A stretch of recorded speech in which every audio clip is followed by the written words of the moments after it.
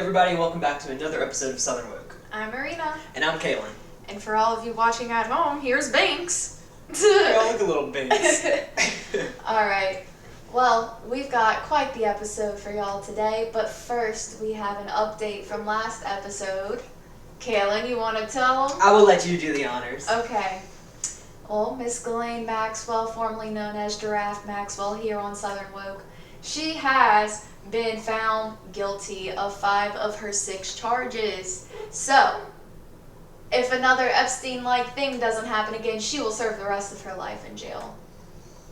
And also, I've heard maybe we'll hear more about who was involved, because Ghislaine Maxwell, of course, is already in the appeal process, and she might talk about other people in order to reduce her sentence, because I feel like she might just be so self-centered enough to do that.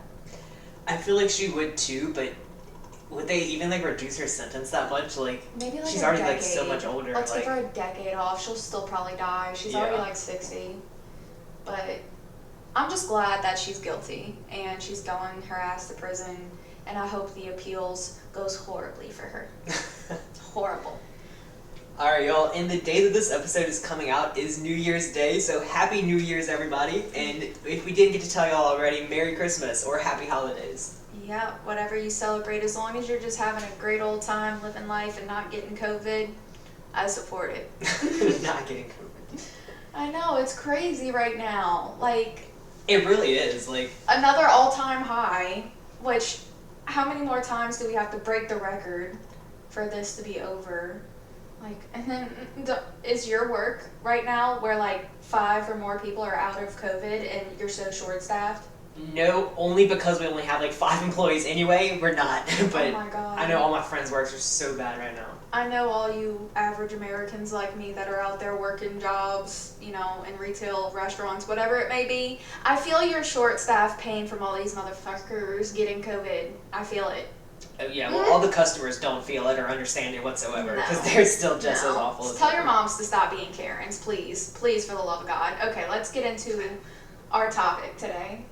Alright, y'all. Today we are talking about MH370, the Malaysian Airlines flight.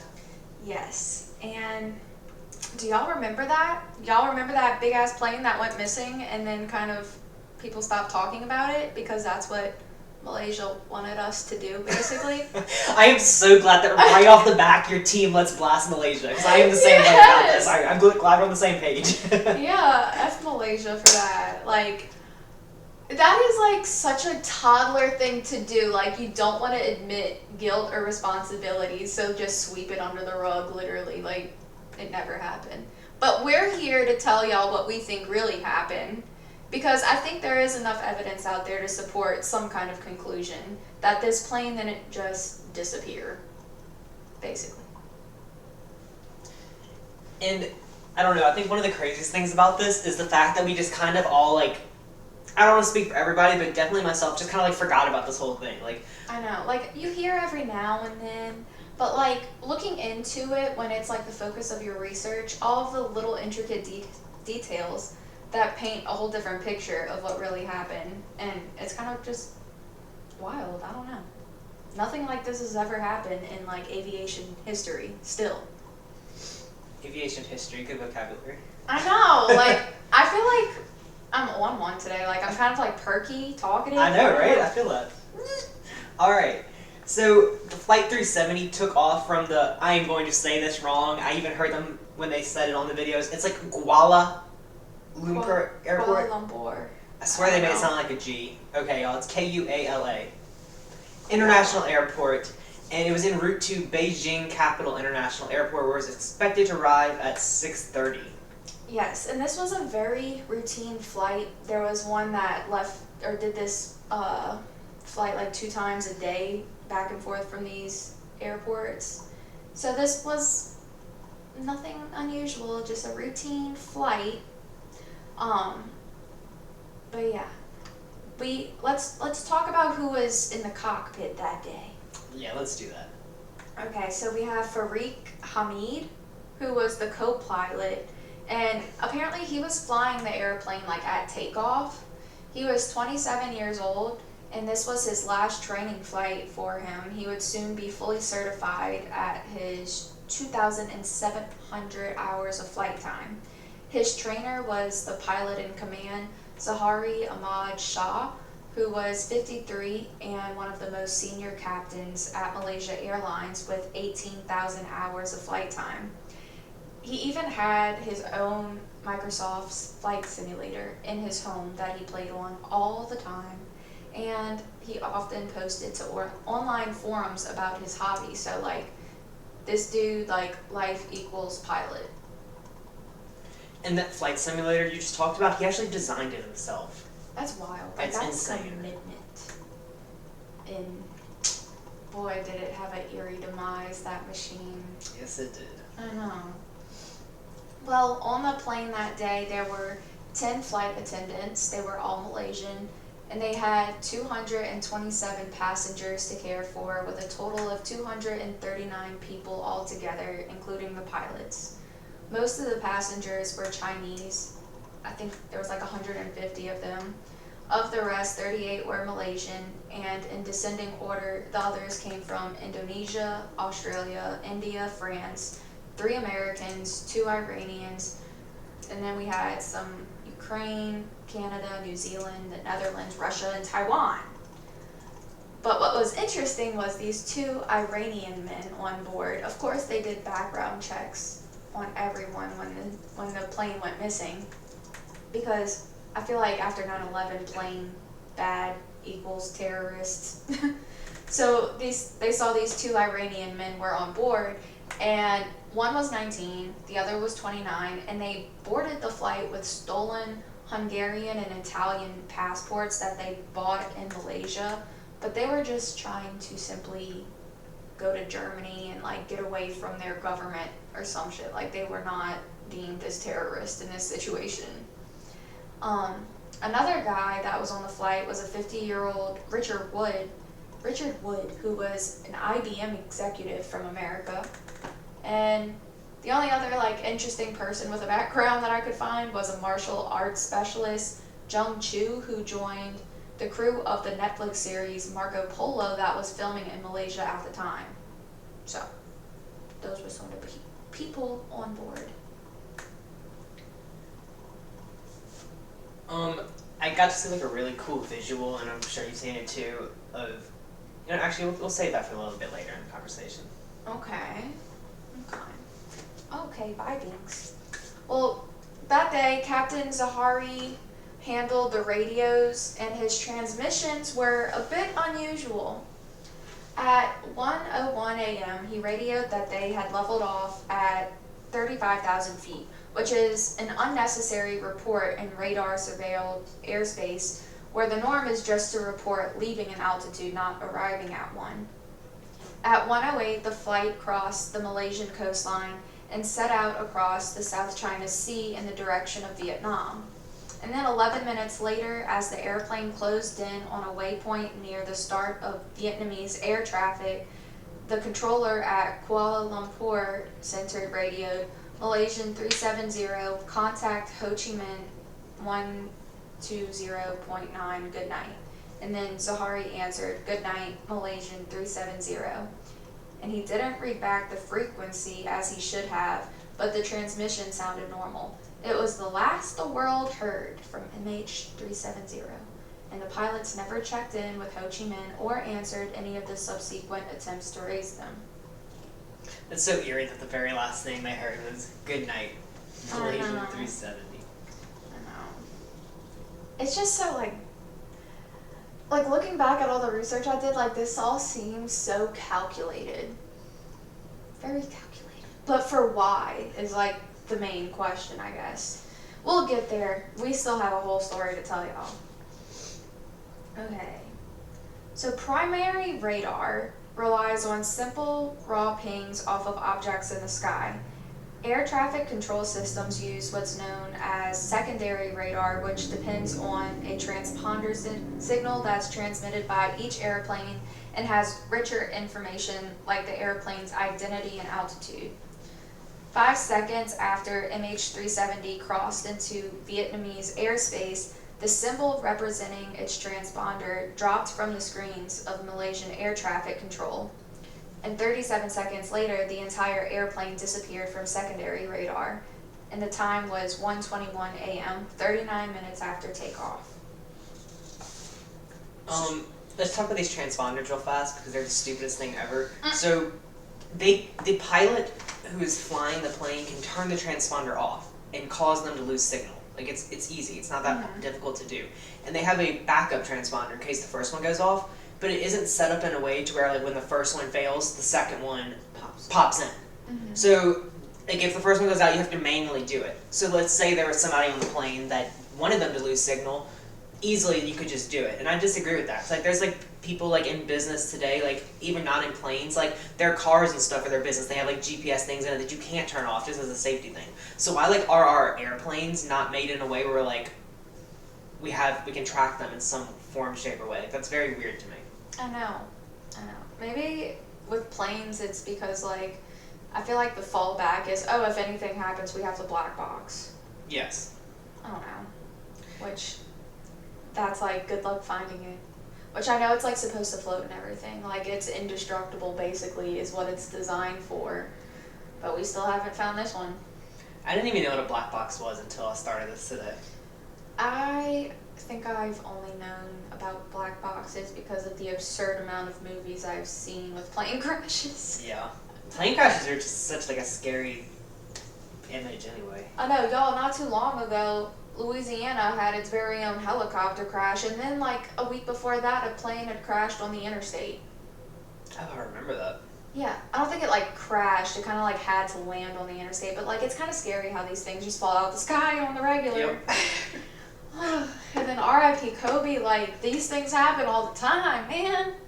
Something needs to be like, I feel like their certifications, their like inspections, something needs to be like upped. I don't know. I agree. Okay. So, oh, and then it says the controller at Kuala Lumpur was dealing with other traffic elsewhere on his screen and didn't notice the flight disappear. When he did, he assumed the airplane was in the hands of Ho Chi Minh somewhere beyond his range and did away with that thought for the rest of his day. Like, they dropped the bag so many times. Like, they saw this plane disappear so many times and nobody was like, why? Literally. Okay, so, alright, the Vietnamese controllers saw MH370 cross into their airspace and disappear from radar. They apparently misunderstood a formal agreement by which Ho Chi Minh was supposed to inform Kuala Lumpur immediately if an airplane that had been handed off was more than 5 minutes late checking in. They tried repeatedly to contact the aircraft to no avail, and by the time they picked up the phone to inform Kuala Lumpur, 18 minutes had passed since the disappearance from the radar screens. Kuala Lumpur's Aeronautical Rescue Coordination Center should have been notified within an hour of the disappearance. By 2:30 a.m., it still had not been. And then 4 more hours elapsed before an emergency response was finally begun at 6:32 a.m., which was the moment the airplane should have been landing in Beijing. And then the search for it was initially concentrated in the South China Sea between Malaysia and Vietnam. It was an international effort by 34 ships and 28 aircraft from 7 different countries, and within days, primary radar records salvaged from air traffic control computers and partially corroborated by secret Malaysian Air Force data revealed that as soon as MH370 disappeared from secondary radar, it turned sharply to the southwest and flew back across the Malaysian peninsula, I can say that word, and banked around the island of Penang. Maybe that's one I can't say, who knows? From there, it flew northwest up the Strait of Malacca, and across the Andaman Sea. And I don't know if I'm saying any of these words right, y'all. I am not Malaysian. But then from there, it faded beyond radar range into oblivion. And and that part of the flight took more than an hour to accomplish and suggested that this wasn't a standard case of hijacking. So let's pull it back. Basically, they found out the plane never went anywhere near Beijing. It turned around within 40-50 minutes of takeoff and dipped way the other way. Yes. And we know that because even though those transponders went out, they still had their military radars, and we were able to catch some blips of it on there, and we could see that it did turn. So we know as a fact that it does come off of Malaysia, then it makes this super sharp left turn, and almost starts heading back towards Malaysia, but not quite. Yeah, I'm gonna put up a picture of the flight path, and I'll put it on Instagram too, just so y'all have a better visual, because reading this, I had no idea where most of these cities were. I had no geographical map in my head telling me, oh yeah, that makes sense, no, that doesn't make sense. Yeah, and if y'all are just listening to the podcast right now, you might honestly just want to Google MH370 flight path and just look at what a picture of the flight path looks like, just so you have an idea of what we're talking about. Because when I tell you this flight, it didn't even boomerang back. A boomerang is wider. It sharp turned, which I'll get into how that turn probably went later on. But let's see. Despite reflexive denials by Malaysian officials and outright confusion by the Malaysian Air Force, the truth about the airplane's strange flight path quickly began to emerge. It turned out that MH370 had continued to link up intermittently with a geostationary Indian Ocean satellite operated by Inmarsat, which is a commercial vendor in London, for 6 hours after the airplane disappeared from secondary radar. This meant that the airplane hadn't suddenly suffered some catastrophic event. During those 6 hours, it's presumed to have remained in high-speed, high-altitude cruising flight. The link-ups were electronic blips, like you were saying, which are routine connections that amounted to the merest whisper of communication because the intended contents of the system had been isolated or switched off. There were 7 link-ups altogether, 2 initiated automatically by the airplane, and 5 others were initiated automatically by the Inmarsat ground station. There were also 2 satellite phone calls. They went unanswered but provided additional data, and associated with most of these connections were 2 values that Inmarsat had only recently begun to log. The first and the more accurate of the values is known as the burst timing offset, or the distance value. It's a measure of the transmission time to and from the airplane, and therefore of the plane's distance from the satellite. It doesn't pinpoint a single location, but rather all the equidistant locations in a circular set. So these are the arcs that they talk about in the search. This is really impressive that I kind of understand this. I don't know. It's still hard to explain though, don't get me wrong. So the most important arc is the 7th and last one, defined by fuel exhaustion and the failure of the main engines. The 7th arc stretches from Central Asia in the north to the vicinity of Antarctica in the south. It was crossed by MH370 at 8:19 a.m. Kuala Lumpur time, and calculations of likely flight paths place the airplane's intersection with the 7th arc and therefore its endpoint in Kazakhstan if the airplane turned north, or in the southern Indian Ocean if it turned south. Whew. That's a mouthful. So, technical analysis indicates with near certainty that the airplane turned south. Although a lot of conspiracies say it went north and whatnot, but I'm sure Kaylin has some of that for us later. But the Inmarsat second logged value was the burst frequency offset, and for the sake of simplicity, this is the Doppler value, and it includes a measure of radio frequency Doppler shifts associated with high-speed movement in relation to satellite position, and is a natural part of satellite communications for airplanes. Doppler shifts are predicted and compensated for by airborne systems and satellite communications to function, But the compensation isn't perfect because satellites, as they age, don't transmit signals in precisely the way airplanes have been programmed to expect. Their orbits may tilt slightly and are also affected by temperature, and these imperfections leave telltale traces. And although Doppler shift logs had never been used before to determine the location of an airplane, the Inmarsat technicians in London were able to discern a significant distortion, suggesting a turn to the south at 2:40 a.m. And the turn point was a bit north and west of Sumatra, which is the northernmost island of Indonesia. So, there's like some pretty hard evidence that outlines the exact path to a certain point of this plane. So, all the theories of, oh, it went here, it could have gone anywhere in the world, no. Let's just talk about one of those theories and why they think that, and I feel like it's disproven. Some people say that they had like a secondary device that's attached to the first plane, and when the actual plane made its turn, or the actual plane continued going straight, but it ended up sending like whatever that secondary device was to make the little blips in the radar patterns to make it look like the plane actually made the turn and went back when it didn't and still went in a different direction.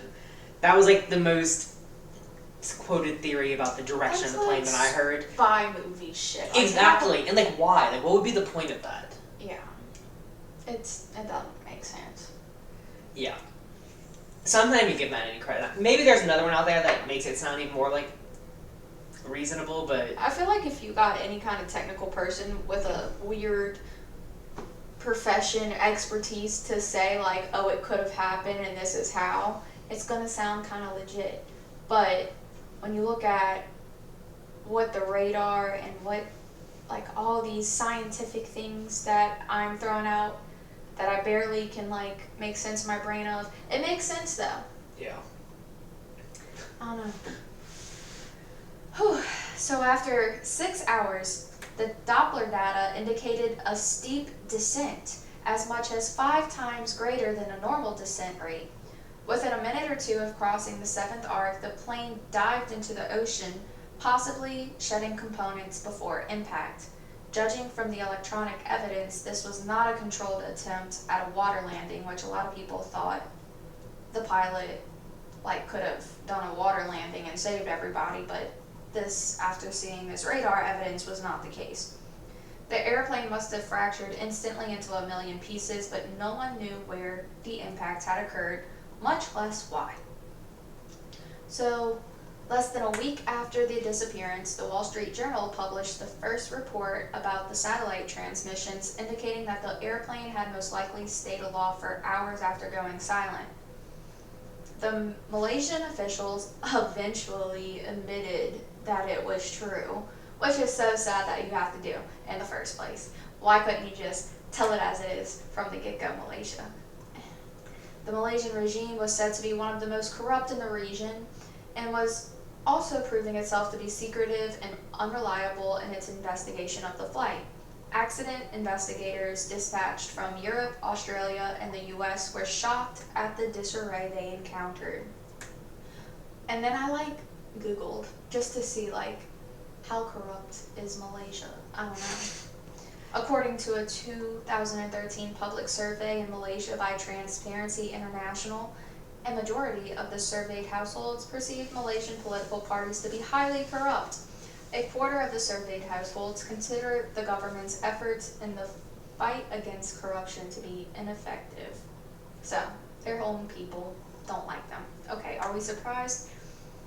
The initial sea searches were concentrated in the wrong place, the South China Sea, and found no floating debris. Wow. Had the Malaysians told the truth right away, such debris might have been found and used to identify the airplane's approximate location. The black boxes might have been recovered. The underwater search for them ultimately centered on the narrow swath of ocean, thousands of miles away. But even a narrow swath of ocean is a big place. They really led us in the wrong direction and had no bit of remorse about it. We know the plane didn't go that way, let's spend millions of dollars searching in the wrong place. Literally, if Malaysia didn't screw up so bad, like, I feel like we would 100% know what happened in this flight. Like, if everybody just reacted a little faster, do what they were supposed to Or do. if one person thought it was weird that the plane went missing. Yes. What a concept. But they were let down time after time after time. Just a little fun fact. It took 2 years to find the black boxes from Air France 447, which crashed into the Atlantic on a flight from Rio de Janeiro to Paris in 2009. And the searchers knew exactly where to look in that case. The initial search of surface waters ended in April 2014 for this flight after nearly 2 months of futile efforts, and the focus shifted to the ocean depths where it remains today. Although the Malaysians were technically in charge of the entire investigation, they lacked the means and expertise to mount a subsea search and recovery effort. The Australians, on the other hand, came in as a good international citizen and took the lead. The areas of the Indian Ocean that the satellite data pointed to, which was about 1,200 miles southwest of Perth, were so deep and unexplored that the first challenge was to map the undersea topography sufficiently to allow side-scanning sonar vehicles to be safely towed miles beneath the surface. The ocean floor was lined with ridges and a blackness where light had never penetrated. Could you imagine, like, a plane goes missing in a part of the ocean that you haven't even explored yet? So then you have to explore the depths of the ocean and discover that no light has penetrated this area to see if you can send a vehicle down. Yes. And then the fact that you can float a vehicle down to drive on the ocean floor. I want to do it. That does sound super fun. Also, I was talking to my brother about this whenever we were researching for the podcast, and I know we've talked about this before, but like, it is ridiculous to think that we don't have like a good enough technology to just like search in our ocean to find things yet. I know. Like, it's literally safer for us to float around in space Exactly. in a suit than it is to go deep in the ocean. Like, how is that a thing? Like, I don't understand how Pressure. it's this. Yes, but how have we not found like automated things that we can send down there without people in them Like a that bubble. can just survive? Like, why can't we just be in one of those big giant hamster balls that have oxygen Straight in up. it and like just... Or why can't we send robots down there? Like, we don't even need people at this point. Yeah, who cares if the robot dies? Even if it costs like $1 trillion, I guess. That's probably why they don't want to do that. I'm sure there's super scientific reasons why we can't actually do this right now, but Sharks, I they'll don't come and understand. eat it. is that a thing? Well, I don't know. I've seen a lot of Shark Week shit. They put the cameras down there and the sharks Okay. Alright, so enter Blaine Gibson, our next character. He's a middle-aged American man and is a lawyer by training. His mother liked to travel internationally, and she took him with her, and at the age of 7, he decided that his life's goal was to visit every country in the world at least once. Same. That's my life goal. Along the way, he dabbled in some famous mysteries. He printed up cards identifying himself adventurer, explorer, truth seeker. So that's Blaine. Okay. When news arrived of MH370's disappearance, he was predisposed to pay attention. He followed the frustration at first from a distance. He joined a Facebook discussion group dedicated to the loss of MH370. It was filled with speculation, but also with news that reflected useful thinking about what could have happened to the plane and where the main wreckage might be found.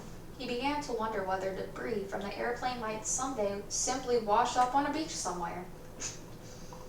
In March of 2015, a one-year commemoration of MH370's disappearance was held in Kuala Lumpur by the passenger's next of kin.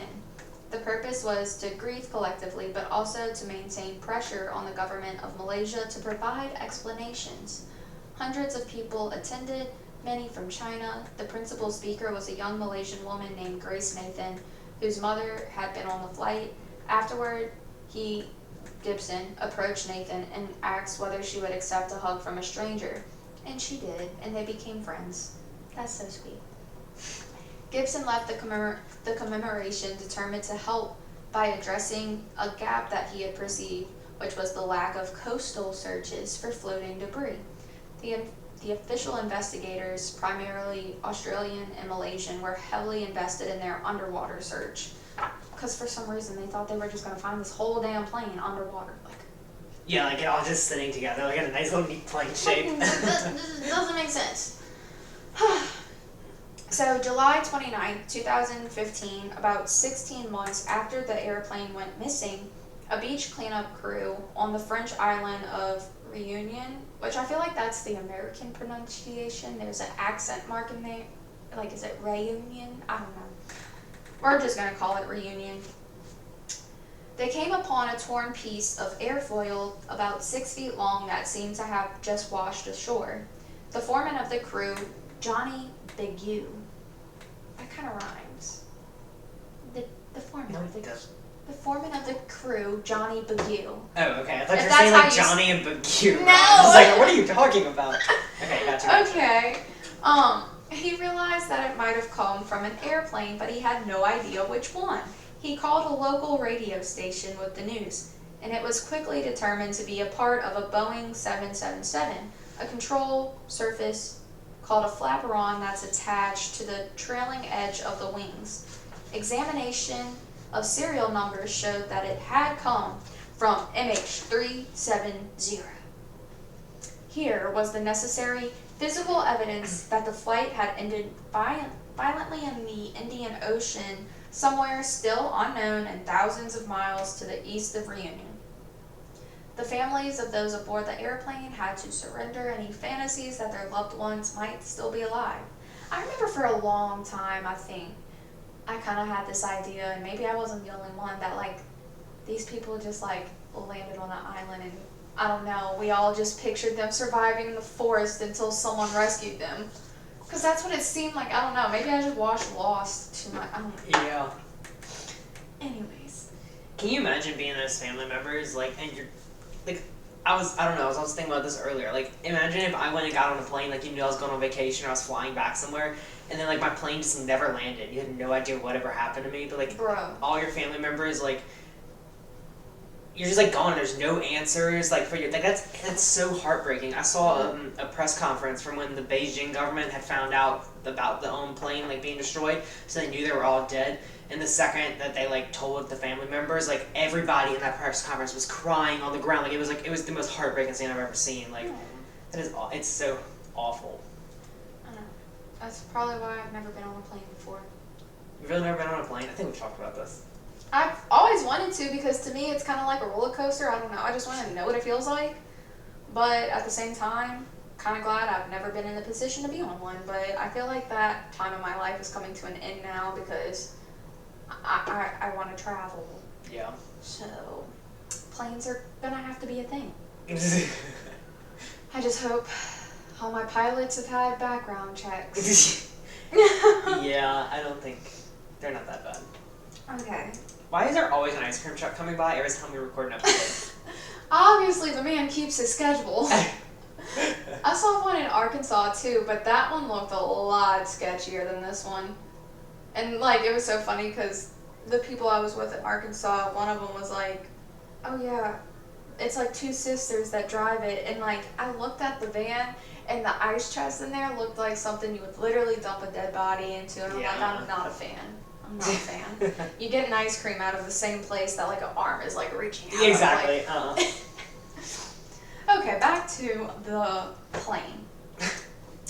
Where did I leave off? Because goddamn, this ice cream truck is just. I hope y'all can hear that. Same. They always play when the Saints go marching in. Okay, so Gibson flew to Reunion and found Johnny on his beach. He showed Gibson where he found the flaperon, and Gibson thought debris takes a while to drift across the Indian Ocean, moving from east to west at the low southern latitudes, and a flaperon might arrive sooner than other debris because parts of it could rise above the water and act as a sail. So to him, this could have been like the first of many to come. Gibson flew to Australia then, where he spoke with two oceanographers. And both of these men were experts on Indian Ocean currents and winds. Griffin was one of the oceanographers, and he had spent years tracking drift buoys and had launched an effort to model the complex drift characteristics of the Flaperon during its voyage to Reunion, the hope being to backtrack and narrow the geographic scope of the undersea search. Gibson wanted to know the most likely locations for floating debris to come ashore. The answer was the northeast coast of Madagascar and, to a lesser degree, the coast of Mozambique? I don't know. Okay. I only know that because there's a character in a show I used to watch named Mozambique, named after that. But like I said, that's how you pronounce it then. So, Gibson opted for Mozambique because he hadn't been there before and could bag it as his 177th country. He chose a town called Vilanculos and got there in February 2016. He asked for advice from local fishermen and was told of a sandbank called Paluma that lay beyond a reef where fishermen would go to collect nets and buoys that washed in from the Indian Ocean. I got it. Bless you. Whew, I'm allergic to my own cats. How dumb is that? Okay. I think I'm good. Gibson paid a boatman named Suleiman to take him there. Okay, now I feel done. Suleiman called Gibson over, holding up a gray triangular scrap about 2 feet across, and said, "Is this 370? The scrap had a honeycomb structure and stenciled words on the surface that said "no step." Gibson's first impression was that it couldn't have come from the large airplane. He said, "My mind is telling me it's not from the plane, but my heart is telling me that it is from the plane." Then they had to take the boat back. But at that moment, an interesting little side story, Gibson saw 2 dolphins that kind of pointed them in the direction off of the sandbank that they were kind of stuck on. And the dolphin was apparently his mother's spirit animal who was dead. And so he kind of took that as his mom coming through, guiding him in the right direction and saying that this is a part of that plane you've been looking for. And it ended up being a part of the plane. So that was kind of cool and mystical. Y'all know I like that vibe. Okay. The scrap from a horizontal stabilizer panel was determined to almost certainly be from MH370. Gibson flew to the capital, Maputo, and handed the debris to the Australian Council. Then he flew to Kuala Lumpur just in time for the 2nd anniversary commemoration. In June 2016, Gibson turned his attention to the remote northeastern shores of Madagascar. This turned out to be the motherlode. He found 3 pieces on the first day and another 2 a few days later. The following week, on a beach 8 miles away, 3 more pieces were delivered to him, and so it has gone ever since. Word has gotten around that he will pay for MH370 debris. He says he once paid so much for a piece, $40 American, that an entire village went on a day-long bender. Which, that is just, give me $40 in a foreign country, man. I want to go Literally, crazy. I'm down for that right now. Let's go. And then Gibson has been responsible for the discovery of roughly a third of the debris, with some pieces still being investigated. Just this average American that wanted to solve a mystery has found more interesting shit than the government. So the fact remains that after 5 years, no one, well actually it's been more than 5 years, no one has yet been able to work backwards from where the debris has washed ashore and trace it to some point of origin in the southern Indian Ocean. What Gibson's discovery has confirmed is that the signals analysis was correct. The airplane flew for 6 hours until the flight came suddenly to an end. There was no effort by someone at the controls to bring the airplane down gently, and it probably just shattered.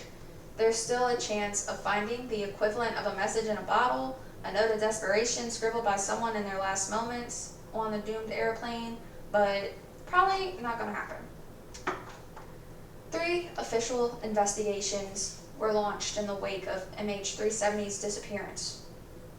The first was the largest, most rigorous, and most expensive, the technically advanced Australian underwater search effort, which was focused on locating the main debris to retrieve the airplane's flight data and cockpit voice recorders. It involved calculations of aircraft performance, the analyzing of radar and satellite records, studies of oceanic drift, doses of statistical analysis, and the physical exam of the East African debris.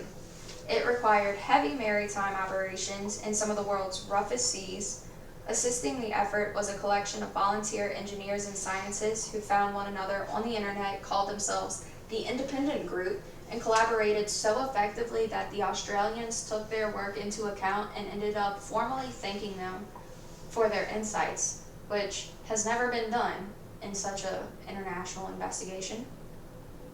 And then after more than 3 years and about $160 million, the Australian investigation closed without success. It was picked up in 2018 by an American company called Ocean Infinity under contract with the Malaysian government on a no-find, no-feed basis. This search used advanced underwater surveillance vehicles and covered a new section of the 7th Arc, a section deemed the most likely by the independent group to bring results. And after a few months, it too ended in failure. And the second official investigation belonged to the Malaysian police and amounted to background checks of everyone on the plane as well as some of their friends. It's hard to know the true extent of the police discoveries because the report that resulted from the investigation stopped short of full disclosure. The report was stamped secret and withheld from other Malaysian investigators, but after it was leaked by someone on the inside, its inadequacies became clear. It held back on divulging all that was known about the Captain Zahari. No one was surprised. The Prime Minister at the time was a nasty man who was alleged to be monumentally corrupt, and the press in Malaysia was highly censored. Troublemakers were being picked up and made to disappear. Officials had reason for caution, and they had careers to protect and maybe even their lives. It's obvious that decisions were made to not pursue certain avenues that might have reflected poorly on Malaysia Airlines or the government. No shit. Malaysia, you suck. The third official investigation was the accident inquiry. It intended not to decide liability, but to find probable cause and to be conducted according to the highest global standards by an international team. It was led by a working group assembled by the Malaysian government and was a mess from its inception. The police and military disdained it. Government ministers saw it as a risk. Foreign specialists who were sent to assist began retreating almost as soon as they arrived. It became clear that the primary objective of the Malaysians was to make the subject just go away. From the start, there was this instinctive bias against being open and transparent, not because they were hiding some deep, dark secret, but because they didn't know where the truth really lay, and they were afraid that something might come out that would be embarrassing. That's just so childish. You are a country government, and you're too afraid to be embarrassed, so you point a whole search in the wrong direction. Yep. I don't know how their government didn't overthrow them for that. America could, imagine this happening in America and America being in control. This would be a shit show. It'd be civil war. Yeah, it would. It'd be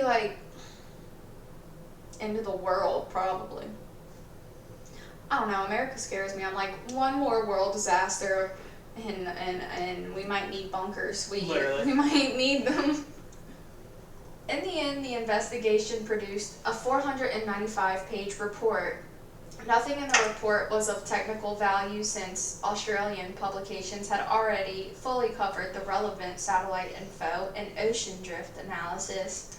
The Malaysian report's only real contribution was a frank description of the air traffic control failures, presumably because half of them could be blamed on the Vietnamese. The report was released in July 2018, more than 4 years after the event. It stated that the investigative team was unable to determine the cause of the airplane's disappearance. So, the satellite data provides the best evidence of the airplane's flight path and are hard to argue with.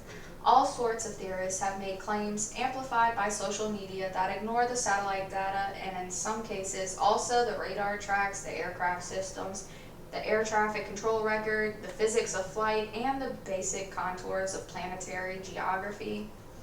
A British woman who blogs under the name of Saucy Sailoress and does tarot readings for hire was vagabonding around southern Asia with her husband and dogs in a sailboat. No way, you just used the word vagabonding. I know, I sound so professional this episode, huh? You do. Where did I leave off? Where's that big word? Oh, okay. She says that on the night MH370 disappeared, they were in the Andaman Sea, and she spotted what looked like a cruise missile coming at her. The missile morphed into a low-flying airplane with a well-lit cockpit bathed in a strange orange glow and trailing smoke. As it flew by, she concluded it was on a suicide mission against the Chinese naval fleet farther out to sea. She didn't know yet about the disappearance of MH370, but when she learned of it, she drew what was, to her, the obvious connection and gained a social media audience.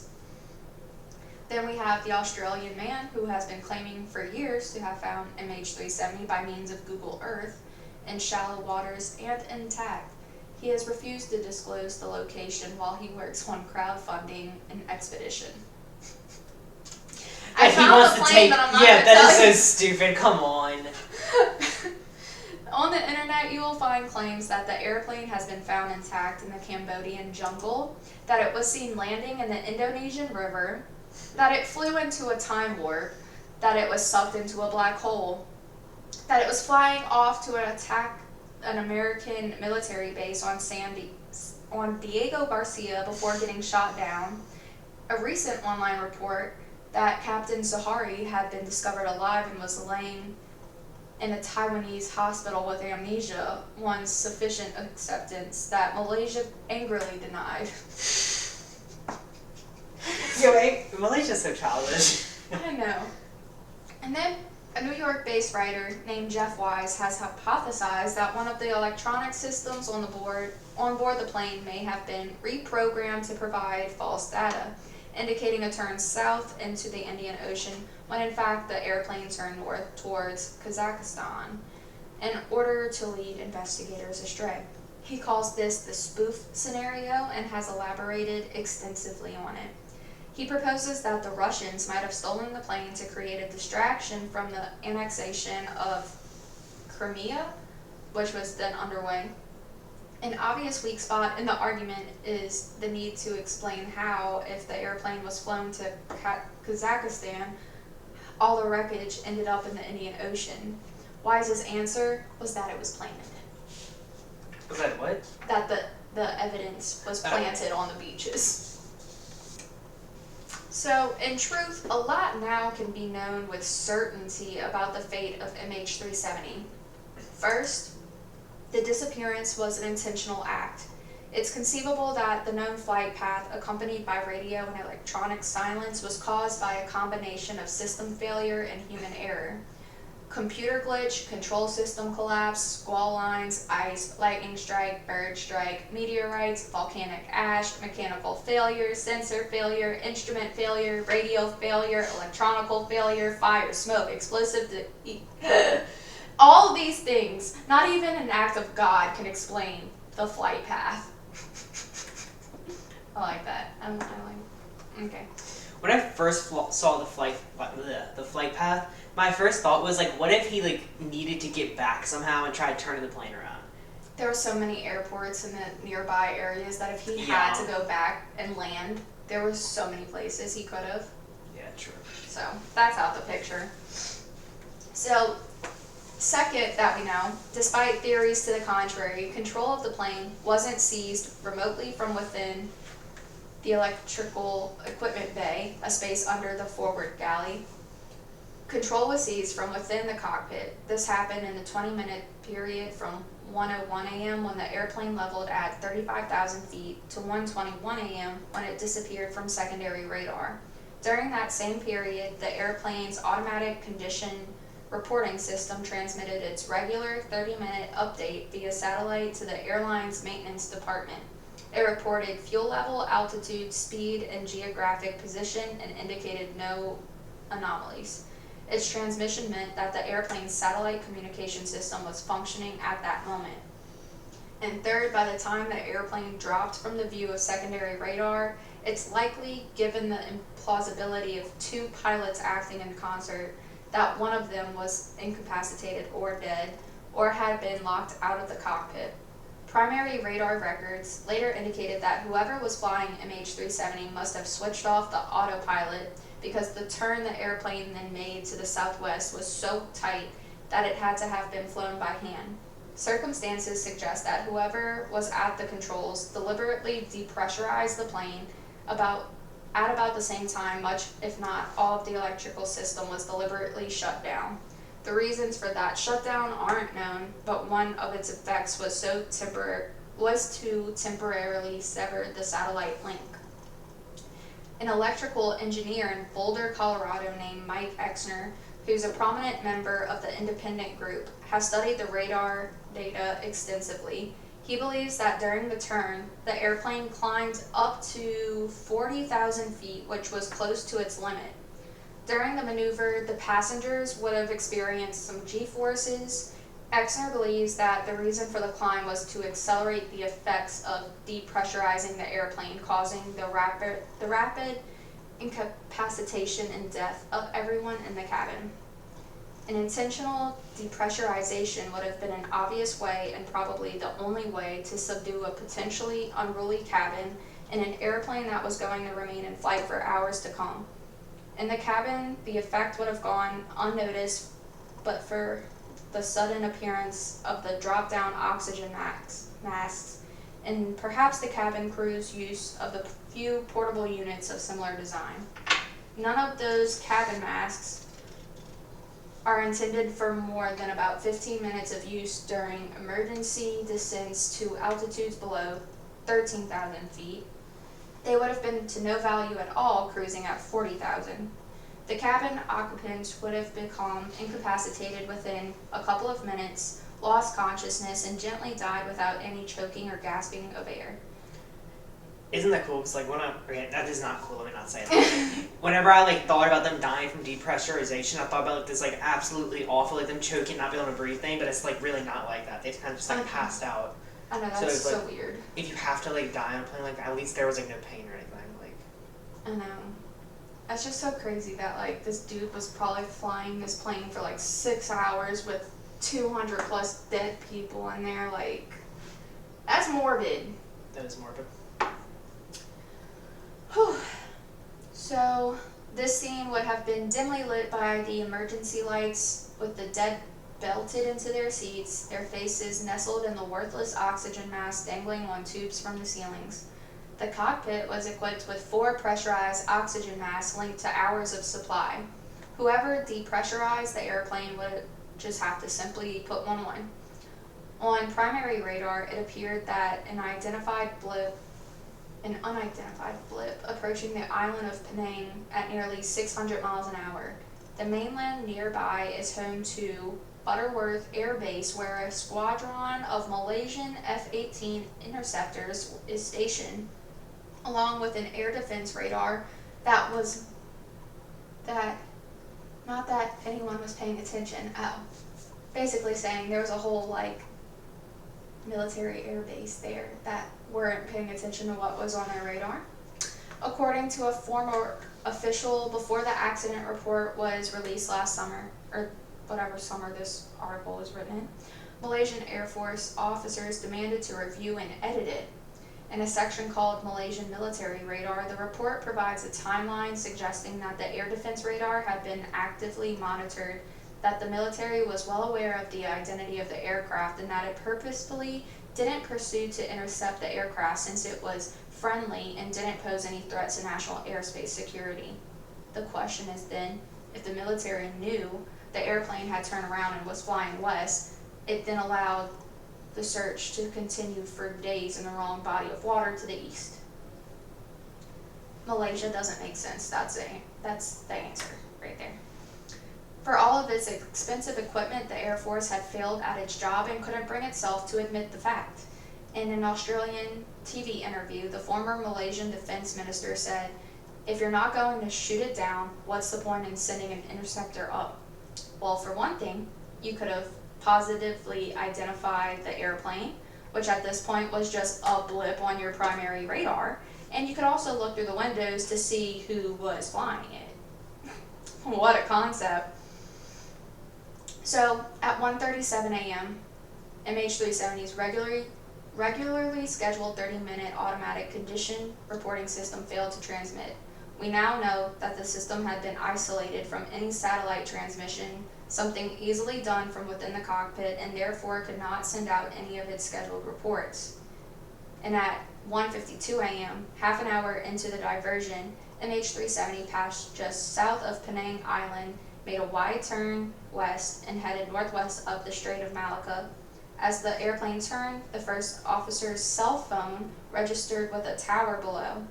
It was a single brief connection during which no content was transmitted. 11 minutes later, on the assumption that MH370 was still over the South China Sea, a Malaysia Airlines dispatcher sent a text message instructing the pilots to contact Ho Chi Minh's Air Traffic Control Center. The message went unanswered. Although the Strait of Malacca, the plane continued to be hand-flown, it's presumed that everyone in the cabin was dead by this point. At 2:22 a.m., the Malaysian Air Force radar picked up the last blip. The airplane was 230 miles northwest of Penang, heading northwest into the Andaman Sea and flying fast. 3 minutes later, at 2:25, the airplane's satellite box suddenly returned to life. It's likely that this occurred when the full electrical system was brought back up and the airplane was repressurized at the same time. When the satellite box came back on, it sent a log-on request to Inmarsat. The ground station responded, and the first link-up was accomplished. Unbeknownst to anyone in the cockpit, the relevant distance and Doppler values were recorded at the ground station, later allowing the first arc to be established. A few minutes later, a dispatcher put in a phone call to the airplane. The satellite box accepted the link, but the call went unanswered. An associated Doppler value showed the airplane had just made a wide turn to the south. To investigators, the place where this happened became known as the final major turn. Its location is crucial to all the efforts that have followed, but it has never quite been pinned down. Indonesian air defense radar should have shown it, but the radar seems to have been turned off for the night. Whew. MH370 was now most likely flying on autopilot, cruising south into the night. Whoever was occupying the cockpit was active and alive. People were like, was this a hijacking? A hijacking is the third-party solution favored by the official report, and it's the least painful explanation for anyone in authority that night. It has immense problems, though. The main one is that the cockpit door was fortified, electrically bolted, and surveilled by a video feed that pilots could see. Also, less than 2 minutes passed between Zahari's casual goodnight to the Kuala Lumpur controller and the start of the diversion, with the attendant loss of the transponder signal. How would hijackers have known to make their move precisely during the handoff to Vietnamese air traffic control and then gained access so quickly and smoothly that neither of the pilots had a chance to transmit a distress call? It's possible, of course, that the hijackers were known to the pilots and that they were invited into the cockpit, but even that doesn't explain the lack of radio transmission, particularly during the hand-flown turn away from Beijing. Both control loads have transmitter switches within the merest finger reach, and some signal could have been sent within the moments before an attempted takeover. Furthermore, every one of the passengers and cabin crew members were investigated and cleared of suspicion by teams of Malaysian and Chinese investigators aided by the FBI. So, if it's not a hijacking, then reasonable people may resist the idea that a pilot would murder hundreds of innocent passengers as the collateral price of killing himself. Like, people, I guess, just did not want to believe that the pilot did this when it was the most obvious. That's the one reason why I don't want to believe that either. That he wouldn't want to kill, like, all those people? It just doesn't make sense to me. Like, if he's, like, super depressed and wants to kill himself, why take 270 or however how many people it was lives with you? Like, I don't feel like those two things don't link. It doesn't make you a mass murderer just because you want to kill yourself. But think of all the people that do mass murders, like shootings in places, and then want to end it in, like, them dying. That's normally, like, they want to kill themselves after they've already killed all those people because they have, like, so much guilt and they know their life's over. It's not more like, I don't know. It's like, you can't really put a label on mental illness because you don't know what really is going on in their head. Yeah. Kind of thing. Like, people act out when they're mentally ill in all kinds of different ways that don't make sense. Yeah. So that's where I kind of feel. So, I have something, like, actually on Zahari's mental. Let's see, where did it start? The Malaysian police report held back on divulging what was known about the Captain Zahari, and police discovered aspects of his life that should have caused them to dig more deeply. The formal conclusions they drew were inadequate. The official account referring to Zahari as the pilot in control had this to say. The pilot in control's ability to handle stress at work was reported to be good. There was no known history of apathy, anxiety, or irritability. There were no significant changes in his lifestyle, interpersonal conflict, or family stresses. There were no behavioral signs of social isolation, change of habits, or interest. On studying the pilot's behavioral pattern on the CCTV at the airport of the day of the flight and prior 3 flights, there were no significant behavioral changes observed. On all of the CCTV recordings, the appearance was similar. He was well groomed and attired. The gait, posture, facial expressions, and mannerisms were his normal characteristics. This was either irrelevant or at odds with what was knowable about Zahari. The truth is that Zahari was often lonely and sad. His wife had moved out and was living in the family's second house. By his own admission to friends, he spent a lot of time pacing empty rooms waiting for the days between flights to go by. He was also a romantic. He's known to have established a wistful relationship with a married woman and her 3 children, one of whom was disabled.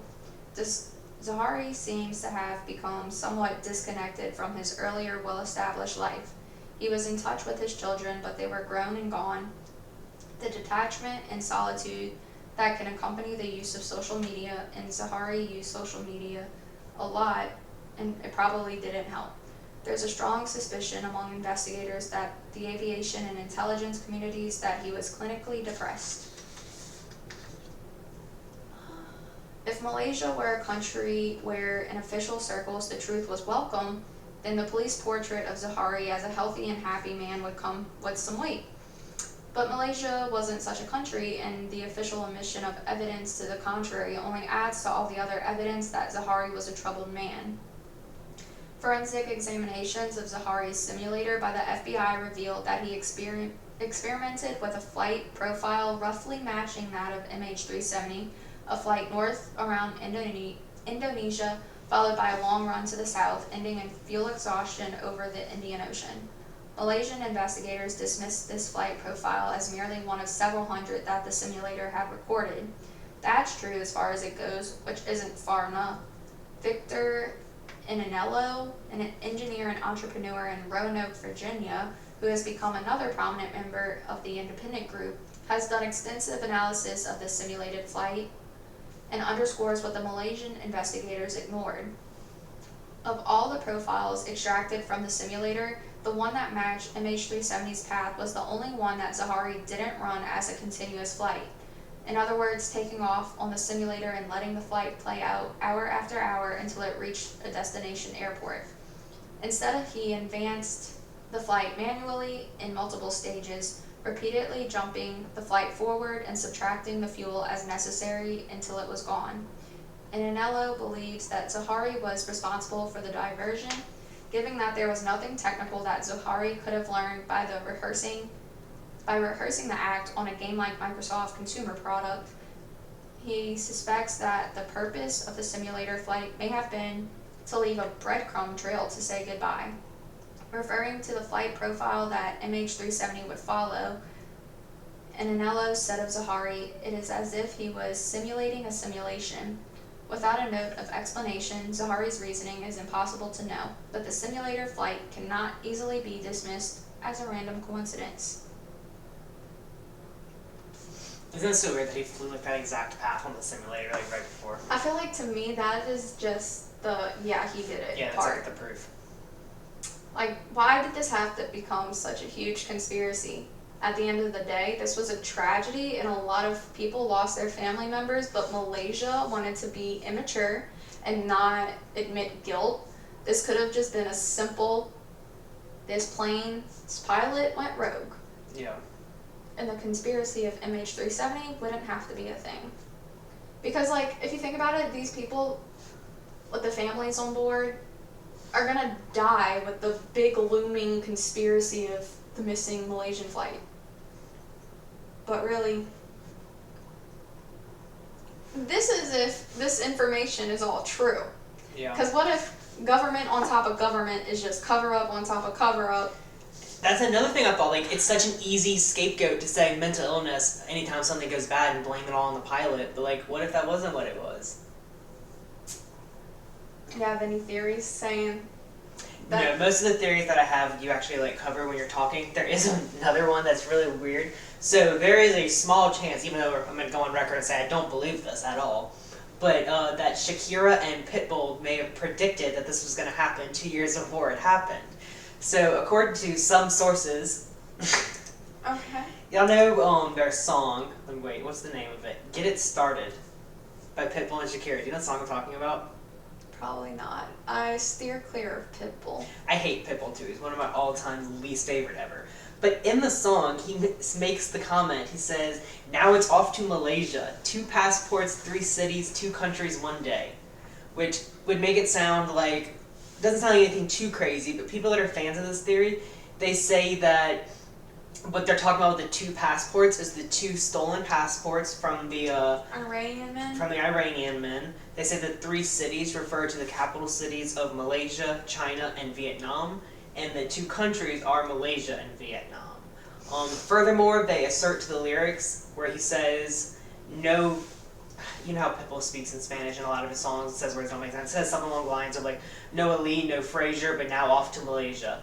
And they're saying that's a reference to Mr. Ali, the man who bought tickets for the 2 Iranians to travel on board MH370. Now, I definitely don't believe that at all, but it's an honorable mention. Like, I don't even think Pitbull is, like, good enough to be in the Illuminati. Let alone... That is such an insult, but yes, it is. I agree. They're like, yeah, you're not in this, buddy. Dude, Latin America... I hope y'all don't hate me for saying that. Like, is he an idol to y'all? Because, like, he's popular, and I don't know how. I don't know either. Is the world right? Die. Oh, I hate when he does that. Stop. Oh my god. Okay, whatever. Pitbull, no. Also, did he predict this? No. No. I'm surprised you haven't had, like, any alien theory involved with this. No, because I try to keep my mention of the aliens as legit as possible. If I'm going to talk about them, let it be known that I mean business, and I do not mean business with some BS explanation that aliens did this.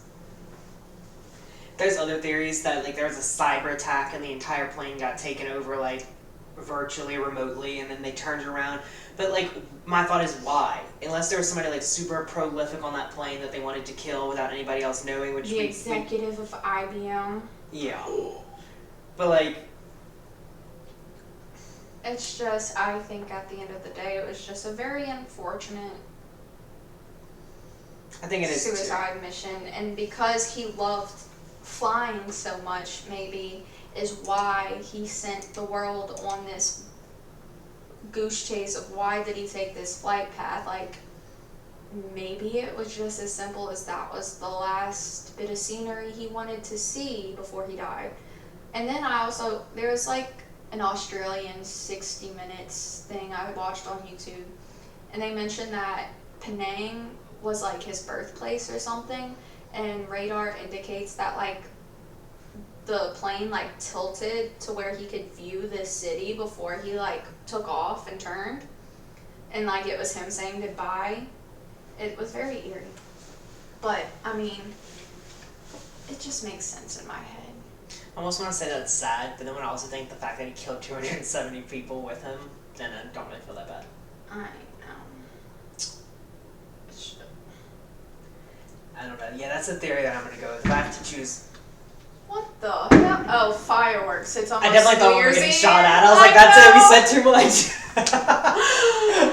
Oh my god. Oh my god. What a way. What a fucking way to end it, man. Yeah, guys. Well, on that note, I think we're about wrapping up here. Yeah, we talk a lot. Alright, y'all. Well, I hope that y'all have a wonderful New Year's Eve. Make sure to follow us on all the socials at Southern Woke Podcast.